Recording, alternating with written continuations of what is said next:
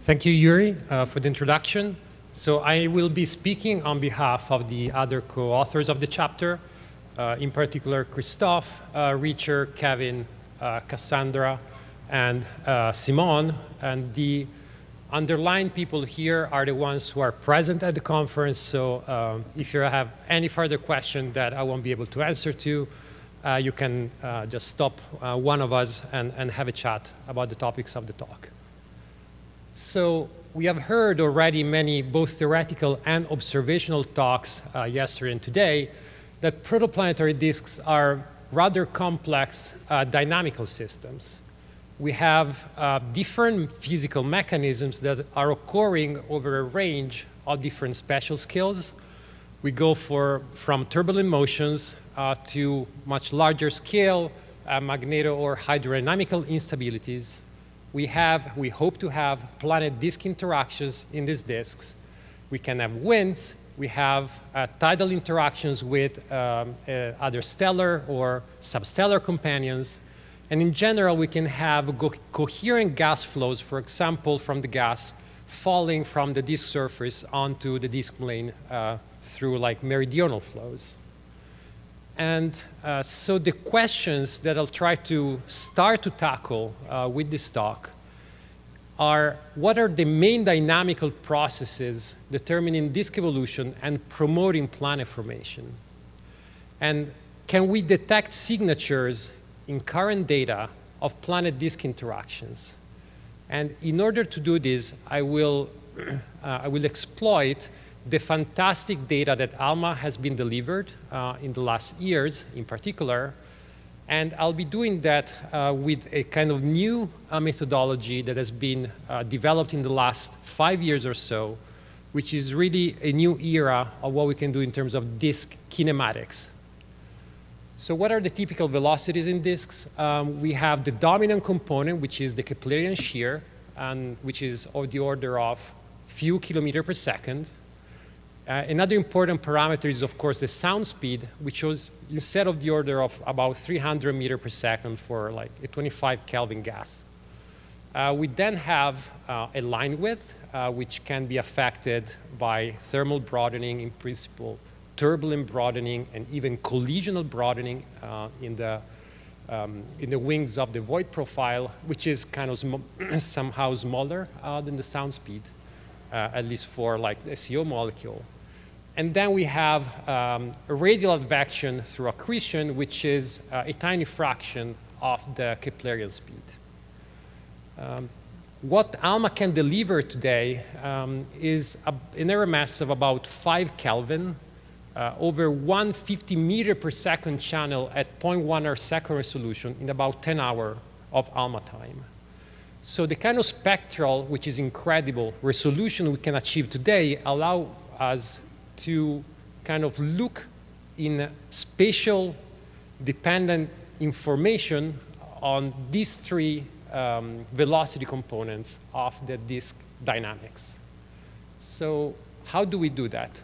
First of all, let's take a step back. We've already seen a lot of beautiful maps in other talks, but if we look at a typical continuum structure of one of the very bright large disks in the sky, the gas emission is actually much more extended than that, at least in terms of the emission because of the high optical depth. And from these kind of maps, we can also retrieve a velocity map. So we can see how the gas is moving along the line of sight. This is a projected map. But how does this compare to the actual data that we get, which is a data cube? So if we image the gas line over a narrow channel bandwidth, what we get is the so-called channel map. And what is actually tracing is directly tracing the isovelocity contours of the underlying projected velocity field, exactly as it's shown in this animation. If we look at one of these single channels we already heard from by Ilse today, we can look at the disk structure. In particular, we can see the front and back side of the disk. I won't go into much detail about it, but it's very important to account for that to correctly deproject the data.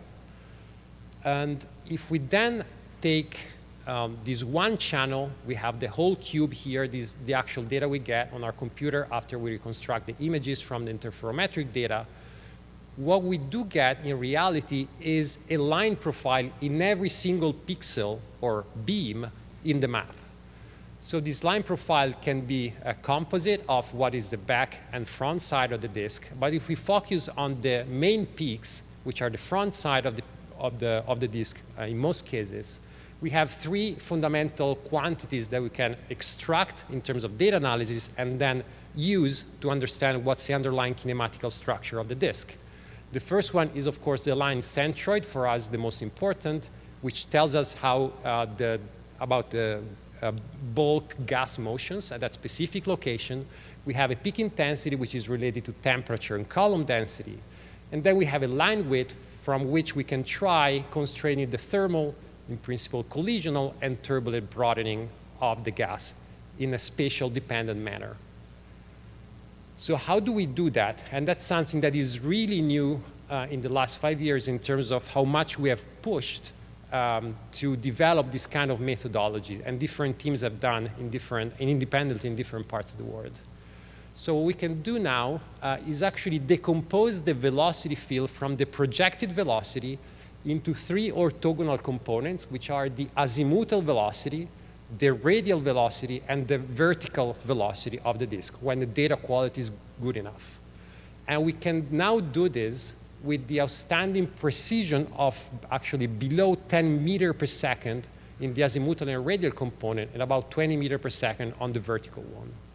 So if we take any velocity we measure in any point of the disk, this is actually the composite of these three terms plus the systemic velocity. We can now extract what these three terms are. If we focus on the azimuthal component only, I will be talking a lot about this during the talk, this has a dominant factor, which is a stellar gravity, so the Keplerian velocity. But we actually have two other components, which are the pressure support, since we are talking about the collisional fluid here, and we have the self-gravity term. So here it's a sketch in terms of deviation from Keplerian rotation, showing how much these terms combine in getting different velocity, azimuthal velocity from Keplerian rotation. But the main point that I want to stress is that in case we have a substructure surface density, as in this plot that we're injecting in synthetic data, what we get is a substructured azimuthal velocity profile after we subtract the Keplerian shear. So we now have access to these two terms, pressure and self-gravity in principle. So how do we actually study these disks kinematically? There are two main methods. One is by looking at these velocity fields, which are derived by assuming that the disk is azimuthally symmetric. And the other method is just to look at the velocity map we extract in some way. I won't go into much detail about it. We have a model that we can, usually it's Keplerian, we can add the vertical structure, even the pressure if we want. And then we look at the residuals of this data minus model. And in this way, we do not have to make any assumption about the azimuthal symmetry, and we can look at how the disk is deviating from the expected Keplerian velocity in any point on the disk itself. So what was done before PP6? Mostly, but not only, the kinematics of disk was used with tremendous success to determine what are the dynamical masses of the central stars, which has been incredibly useful to actually benchmark Prima sequence evolution tracks. And this has also now been expanded with AMA for about 100 disks so far. And it is potentially very powerful also for embedded sources where we struggle to get good spectroscopic data in the optical and near infrared. But let's take a step farther and let's start to look at what has been happening in the last 5 years. So what I'm showing here is the residual after subtracting Keplerian velocity of the azimuthal velocity field of one disk, MWC 480, as seen by 3 isotopologues. This kind of analysis has been done so far for 7 disks only. It requires really good data. And you can see that it's clearly substructured. So what we can do is, if we map that profile into 2D, as I'm doing here, you can then integrate it to directly get a pressure profile besides the normalization factor, and we directly measure the pressure profile as a function of radius of these systems. But if we also have some information about the temperature, which we directly get from the data, again, these are deviations from a smooth model, we can even go a step farther and try to constrain the radial profile of density along the emission where the line is tracing. And I think a fundamental result that is coming out, I mean, 2 of these papers have come out today. That's because this field is exponentially expanding, so it's really difficult to keep track of what's going on, is that at least 11 of the 13 continuum rings present in the map sample plus this object here are exactly coincident with pressure bumps. So we have the first clear observational evidence that pressure confinement of dust particle is a robust phenomenon and is causing the rings that we're seeing, or at least it coincides with rings present in the outer disk of these 6 systems. What else can we do with the pressure substructure? Going very quickly, I just will give some highlight of what we can do, and it's not exhaustive in any way. But what we can do is to compare the width of these pressure bumps with the width of the rings that Andrea has shown so clearly the other day. And this has to depend on the efficiency of radial trapping. So it will depend on how much diffusion of the dust counterbalances the actual radial drift towards the pressure maximum. And this is something that people have been doing. That's something we can now do observationally.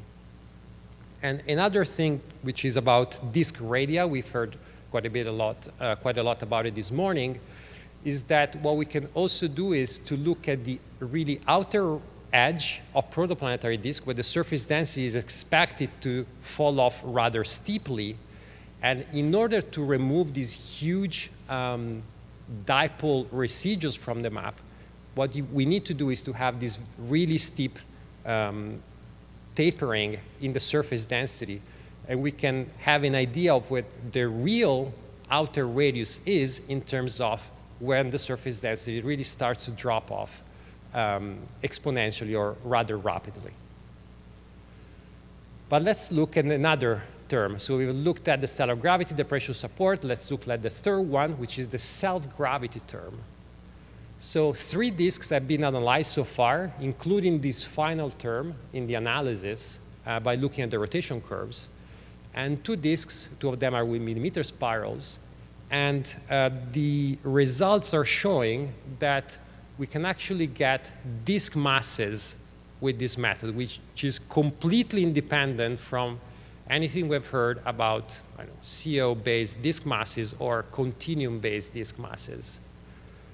These disks are fairly massive from this analysis, more than 10%, which is in agreement with the fact that they seem to be marginally gravitationally unstable. And a word of caution is that there is a tremendous amount of work being done right now to really characterize the systematics of this methodology, in particular how the pressure substructure will affect the mass estimates you can tease out. So we're talking about mass. Let's make another step. So we talk about self-gravity. What if the disks are gravitationally unstable? Can we see that from kinematic analysis? The answer is yes. And there are clear predictions that gravitational instability will cause distinct pattern in the channel maps where we get these S-like shaped, also called wiggles, that we can directly observe with good enough data.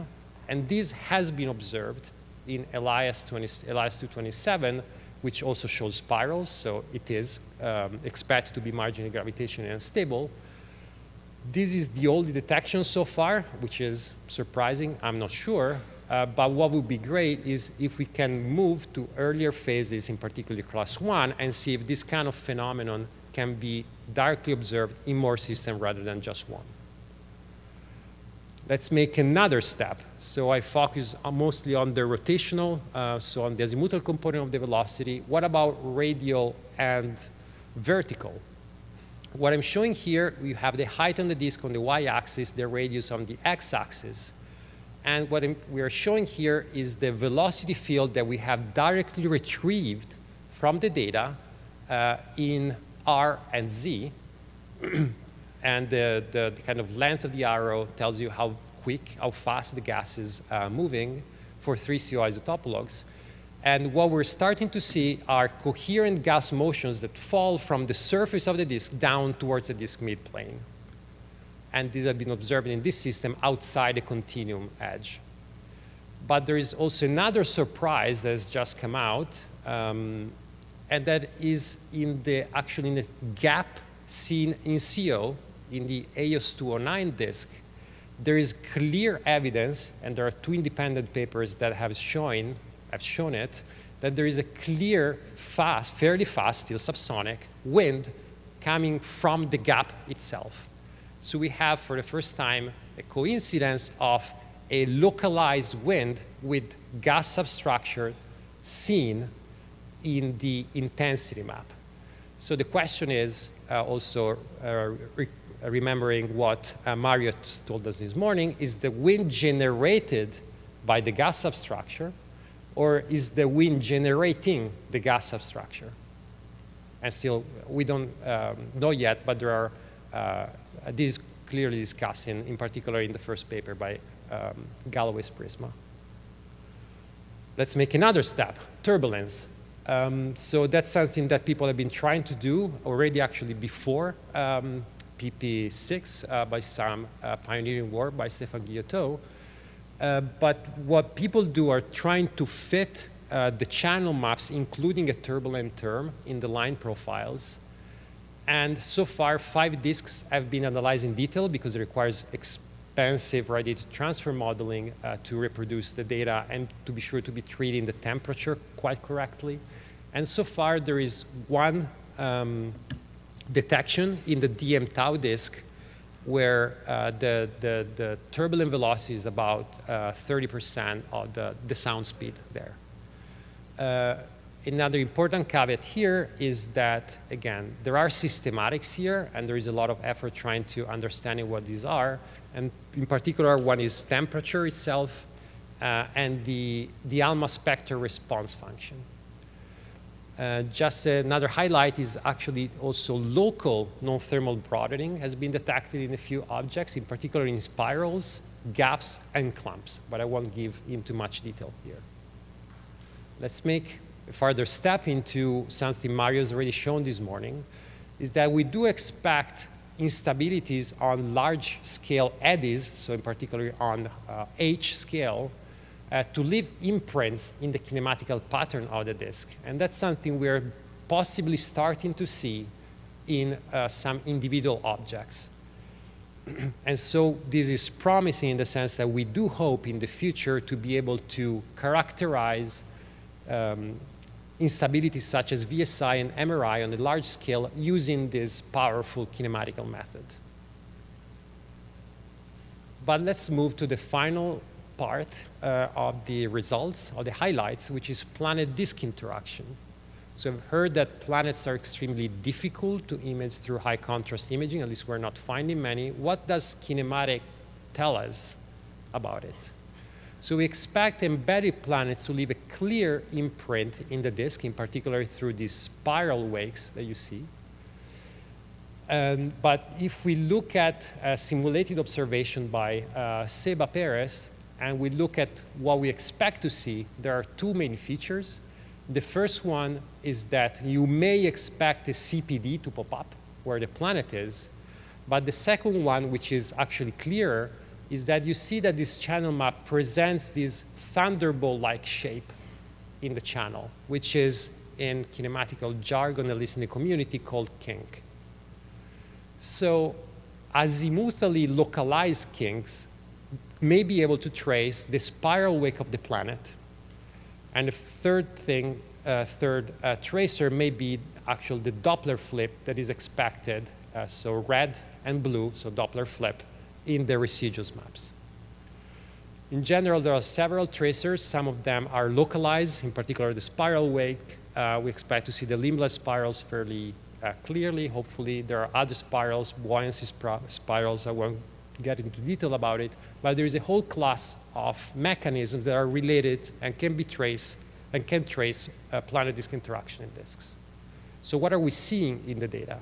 I think this is one of the major revolutions in our field, is that these kind of features are now starting to be detected in actual data. This is the first one that was clearly shown by Christophe Pinte. And you see this Thunderbolt-shaped kink, which forward modeling with hydro simulations showed that the best explanation that this is tracing the spiral wake of the planet. And with the data quality, we're finding many of them in the data, but just be careful because only few of them are actually robust.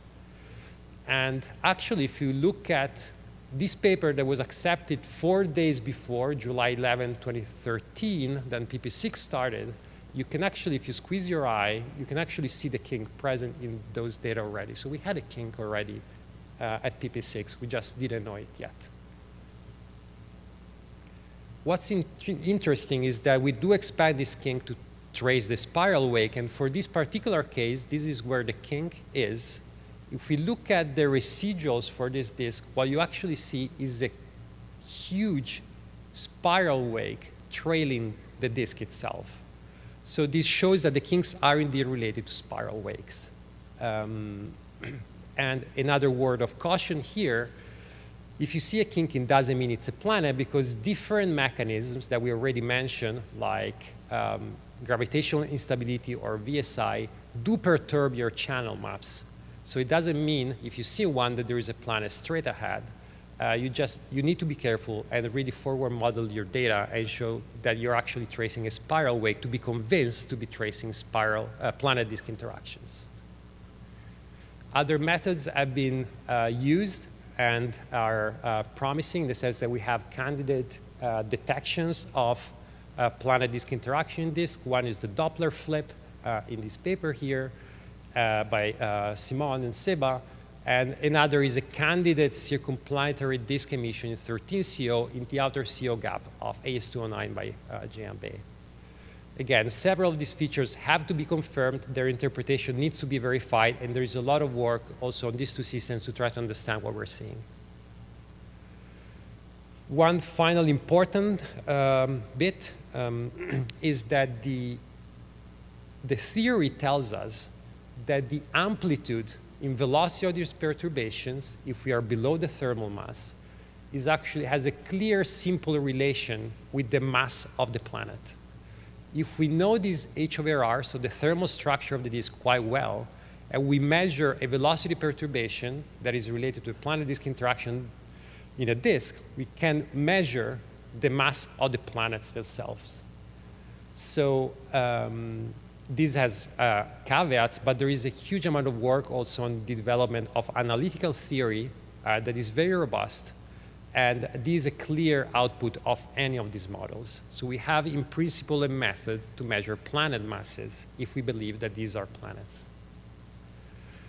Finally, the last slide before I move to the kind of concluding remarks is that there is also a huge development in the field to try to move from the kind of identification of these azimutally localized features just by eye scrolling through channel maps to actual clustering algorithms or machine learning techniques to infer the statistical significance of these azimutally localized perturbations. This has been done.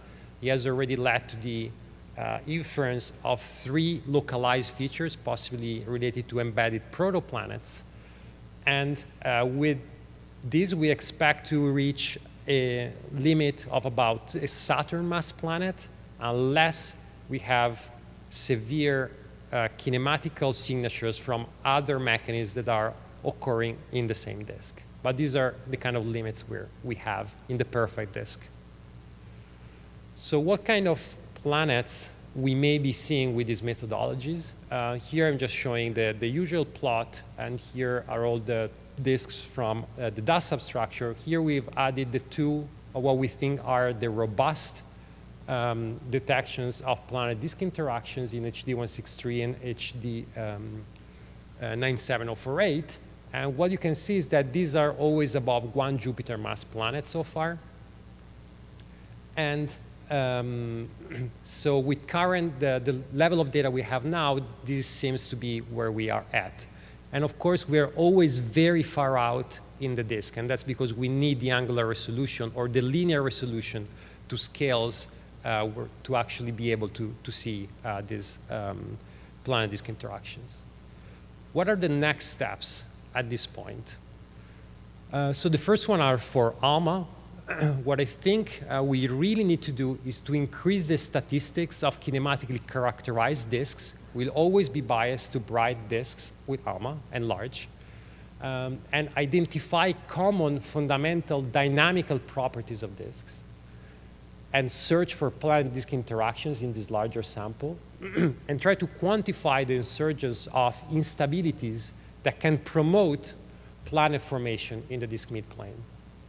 The second thing is to use different tracers, in particular thinking of ions and atomic carbon for different reasons, to map the full 3D kinematics of disk in a range of conditions.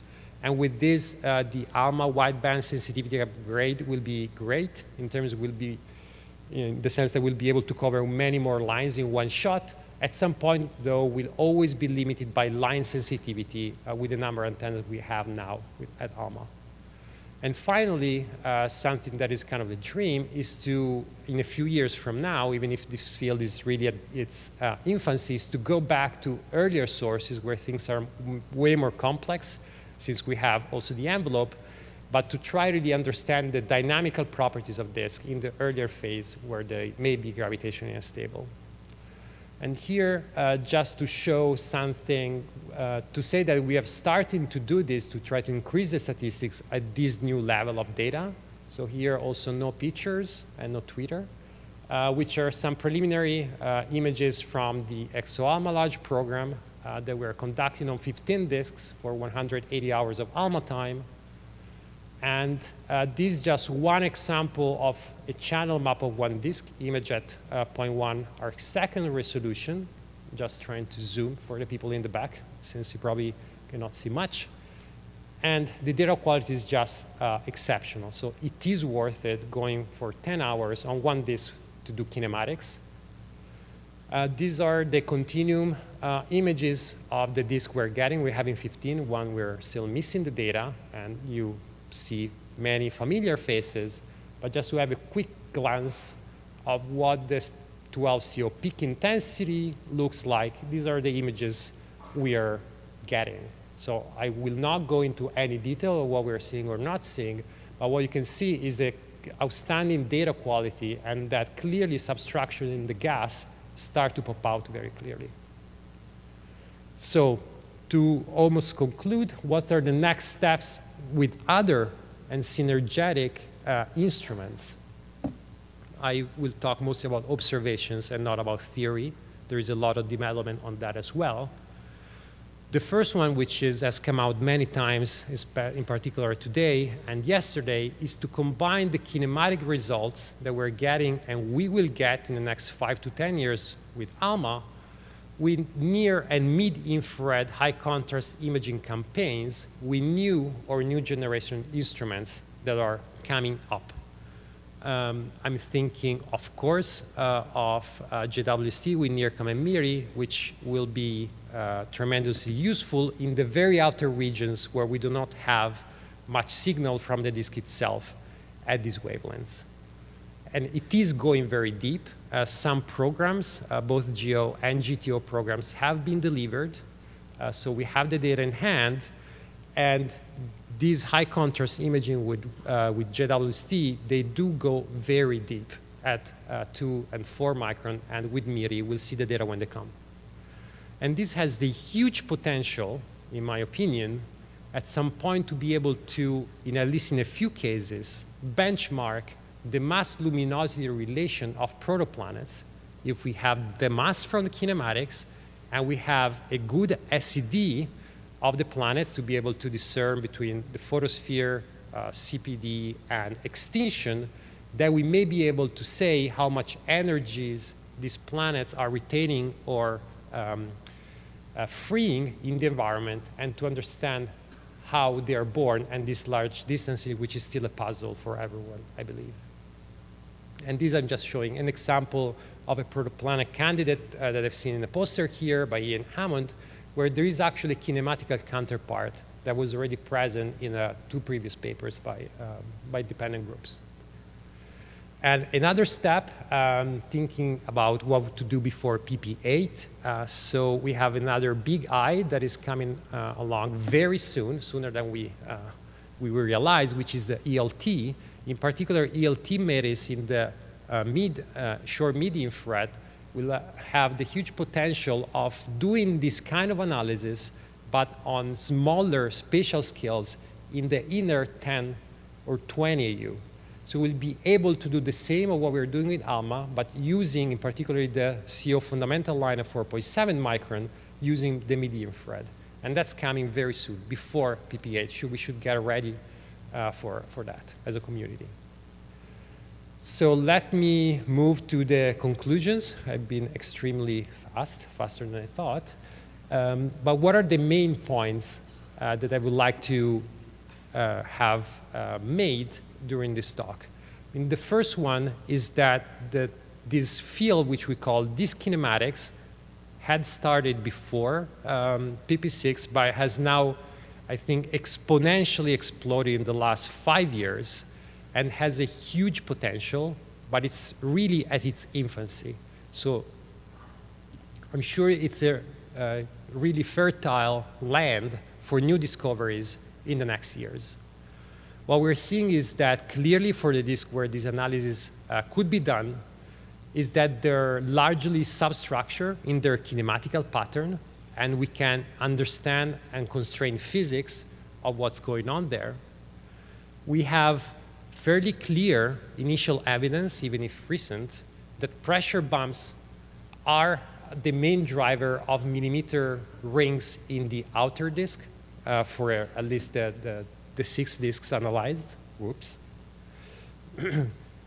And we have potentially new way of estimating disk masses, at least for a subsample of our sources, which could be potentially very useful to benchmark independent methods and see how they correlate. For example, what Ilse mentioned this morning. And we do have convincing signatures, at least in a few cases, of Jupiter mass planet disk interactions ongoing in outer regions. And finally, what I'm fairly excited about, actually very excited about, is that if we will able, and if we'll see these planets with high contrast imaging in the near or mid-infrared, and we have a mass from the kinematics, we could really be able to understand how these planets may have formed by just looking at the planet mass luminosity relation directly from the data, which I know it sounds like a dream, but I think that we'll have these at least preliminary results about this fairly soon. And to conclude, this is just to say again that this field is at its very beginning, but it's very exciting, and so I'm sure that we'll have a kinematics chapter in PP8 as well. So I'll take any questions you may have on the topic. Thank you.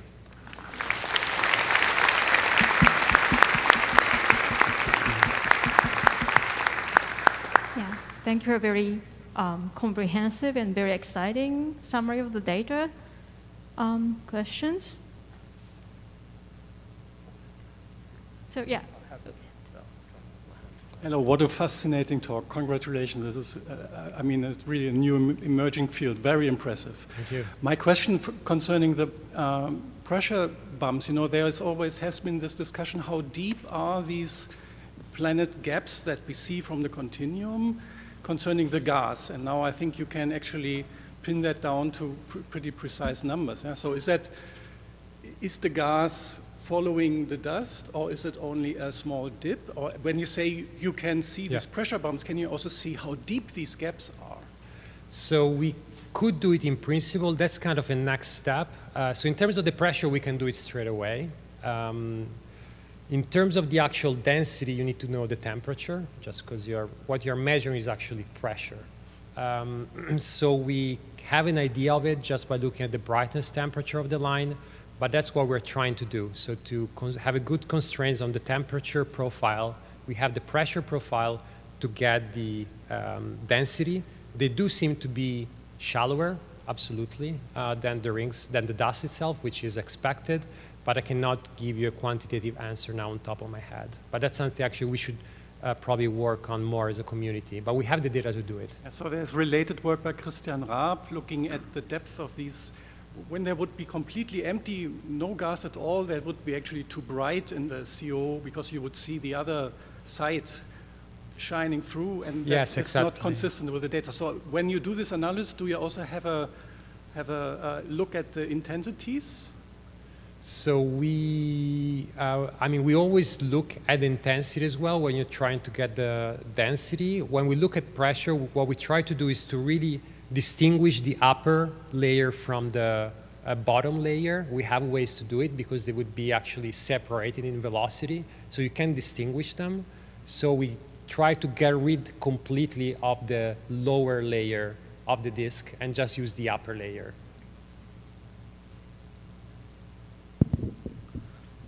I am Sanichi Takahashi from Kagoshima University. Thank you, very interesting talk. I have a question about the way of the estimating of the disk mass. And in the equation, the effect of the magnetic field is not included. So my question is, how much affect the magnetic field on the estimation of the disk mass? So my honest quick answer is that we haven't accounted for magnetic field affecting the rotation curve of the disk at all, but that's something we should do and will try to do. So that's a good point. Thank you for raising it up. Thank you. Hi, thank you for very nice talk, Stefano. I'm Tomohiro Yoshida from NOJ. Well, I have a question on the turbulent broadening of the line, the measurement of the turbulent broadening. In addition to the main factor that you said, main uncertainty factor that you said, I think the optical depth effect should be considered, because that if the line becomes optically thick, that can also broaden the line. Do you have a comment on that?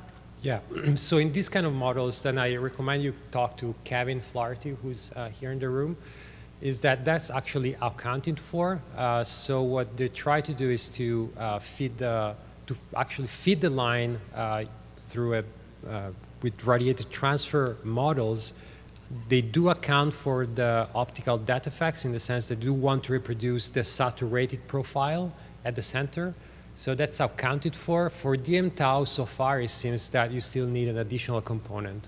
But that's something we'll keep looking into and trying to understand if there are other systematic effects that can play a role. Okay, thank you. Thank you. This is Łukasz Tychańs from ISO. Thanks, Stefano, for great talk. I have a question regarding the degeneracies in those different parameters that can cause the kinematic signatures, especially the planets versus the disk wind.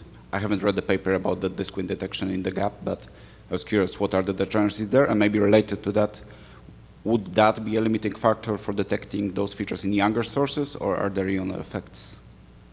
So,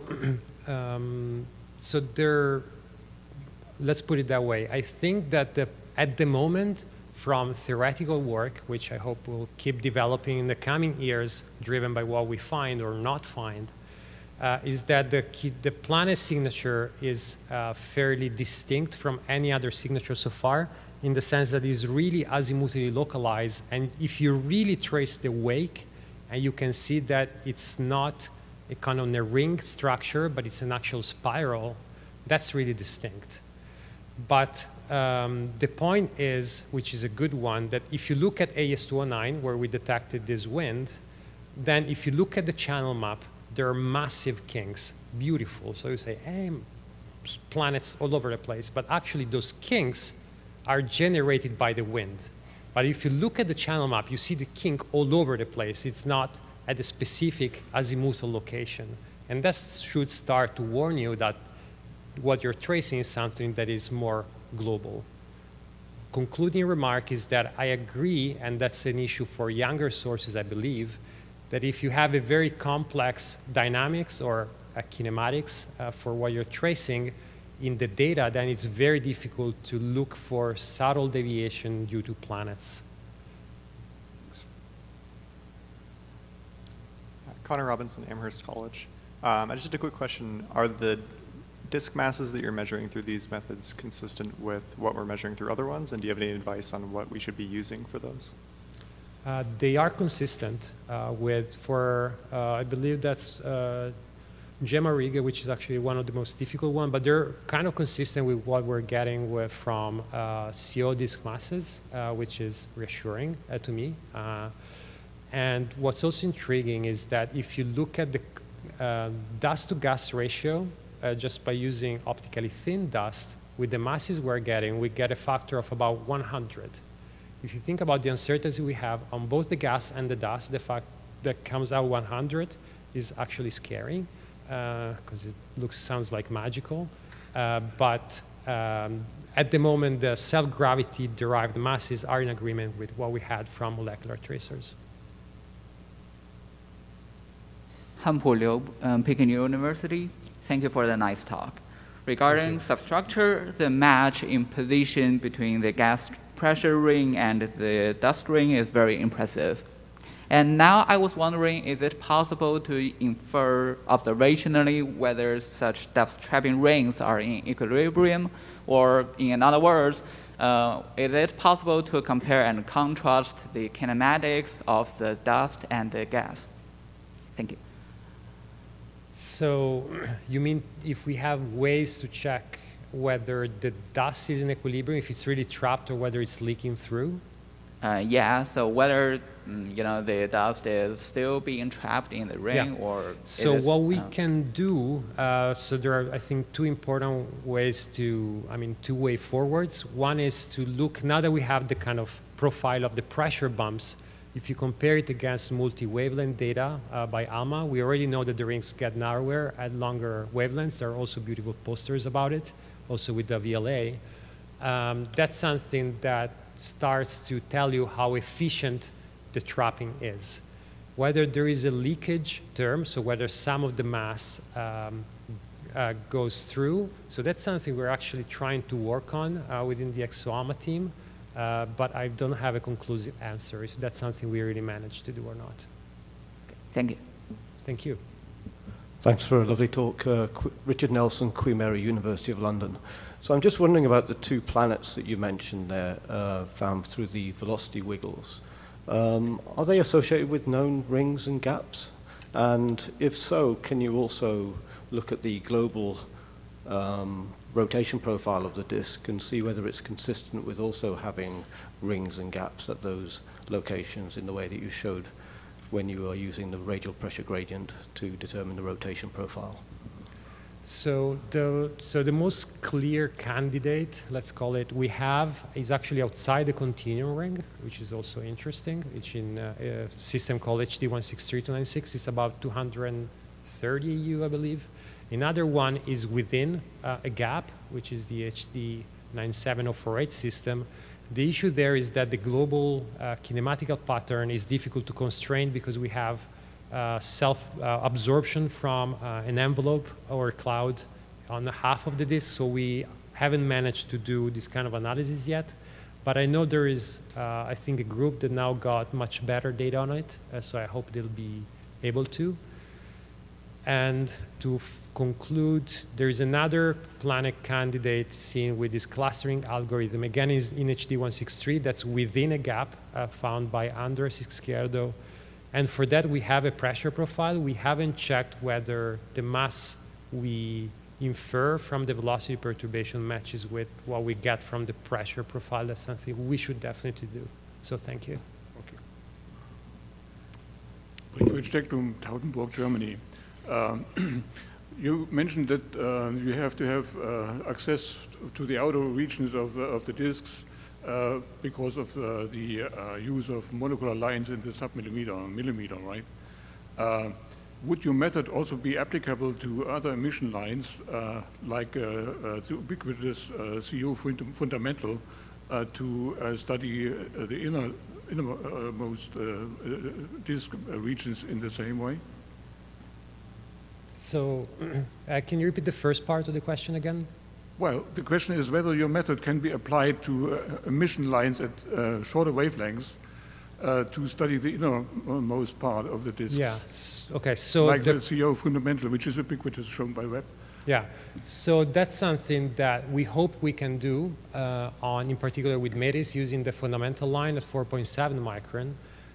So these are simulated observations. These are not of planet-disk interaction simulations. This is just a disk with an injected planet. This is by Nick Oberg and Inga Kamp, who's here. And what they clearly show is that you would be able to detect the CPD if the planet is massive enough quite clearly with the 4.7 CO fundamental line.